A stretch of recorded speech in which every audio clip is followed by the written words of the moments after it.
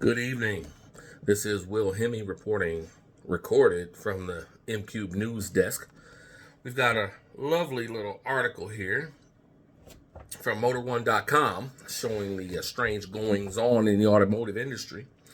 Lucid cop cars could hit the street in California real soon. Lucid built a test pursuit Air for California Highway Patrol. There are no specs, but the giant Steelies work shockingly well. I wonder if they got them from Boyd Coddington. They seem to make the only ones I know of out there. 20-inch or better steel wheels look like spares, but with the big button hubcaps, can't go wrong. Lucid showed off a new variant of its Air sedan on X this week as a police interceptor that the California Highway Patrol is purportedly testing for its suitability as a cop car. While details are scarce, the company made only one tweet about the car. There's a handful of things we can glean from the images. The Air, whose trim level is not noted, has a light bar and a solid roof, not glass. It also appears to ride on a gigantic set of Steelies. The smallest wheels available for the standard Air are 19 inches, so these are likely the same. Other modifications include a bull bar with a front speaker and side marker colored lights. Got a couple pictures here of other stuff the highway patrols have done. Let's see. The car doesn't appear to have an internal cage or a barred divider for rear arrested occupants. And a shot of the car in California Highway Patrol's Fleet Operations Facebook page doesn't show any changes to the trunk, interior, or dashboard. So if it is going to be a cop car, this is still an early variant. Okay, they haven't loaded it down with any of the equipment that cops need. And those California Highway Patrol cars are loaded. Radios, computers, all kinds of just technical gear, batteries, power units. They get real heavy. Now, these cars are already real heavy. So, I mean, who knows which trim they're going to use. Anyway, this isn't the first time that California has tried out electric cop cars, though.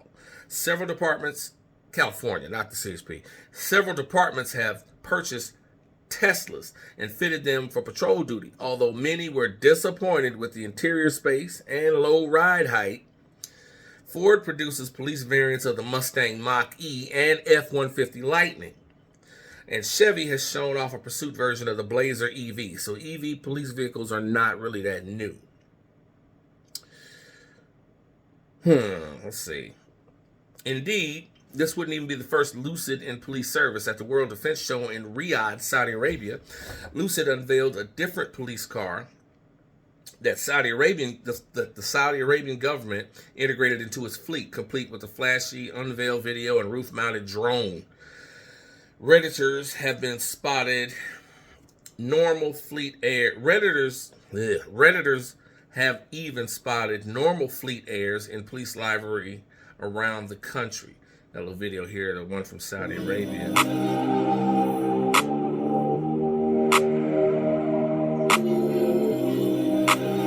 Not mad at it, but that's purely Middle East craziness. You know how they do with their police cars. They have Lamborghinis and whatnot. So I ain't worried about CHP doing nothing this crazy.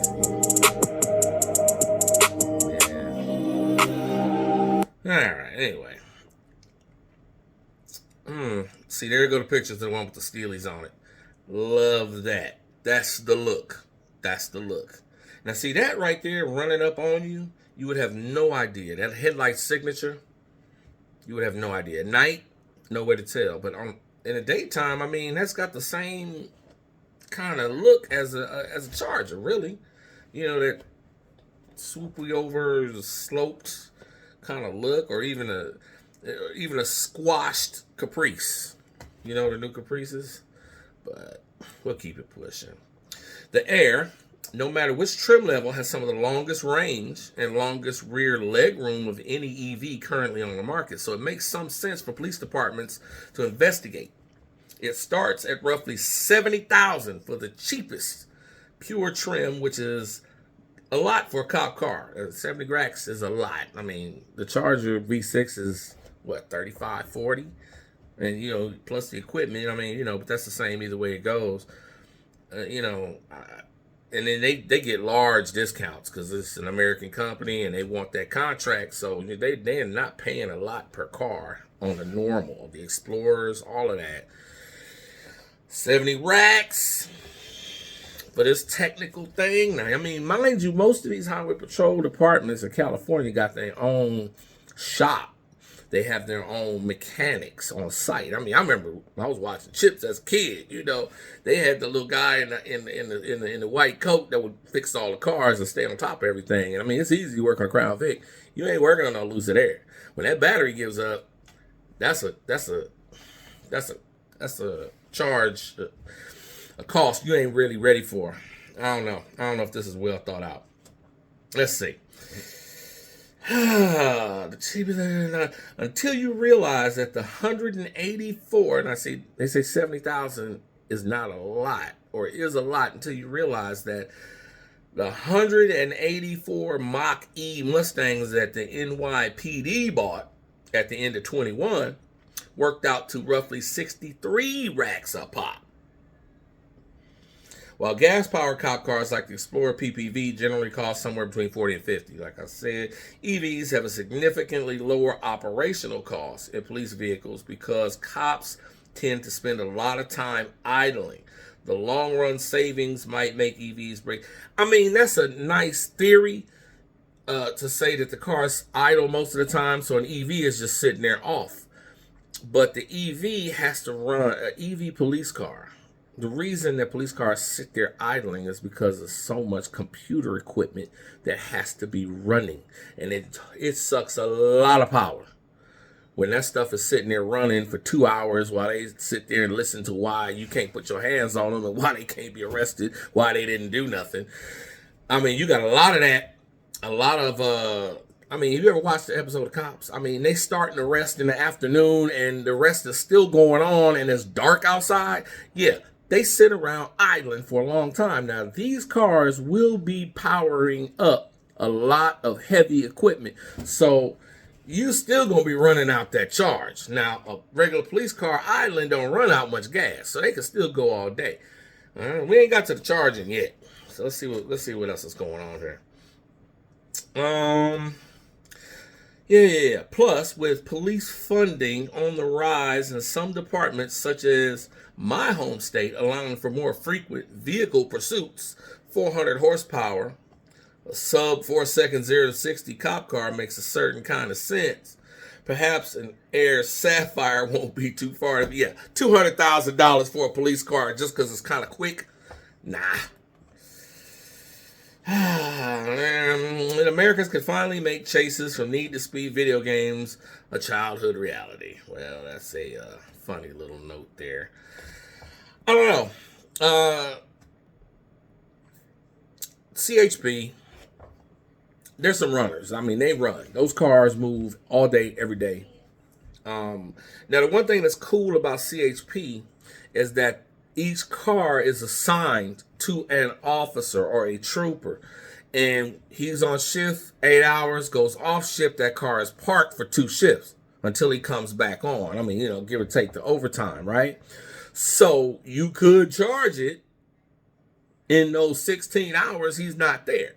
Depending on, highway patrol, I don't know how much overtime they do. They're not like LAPD, like regular police departments. These state departments, I don't know how much overtime they do. But you could make a way to charge that thing. Now, that brings you to the next point. Where are you going to charge it? Some police stations that I've seen have gas pumps inside, or they fuel up at special locations, secured locations for police vehicles, because you don't want to catch a cop with his pants down at the gas station. You know what I'm saying? That's not a good look.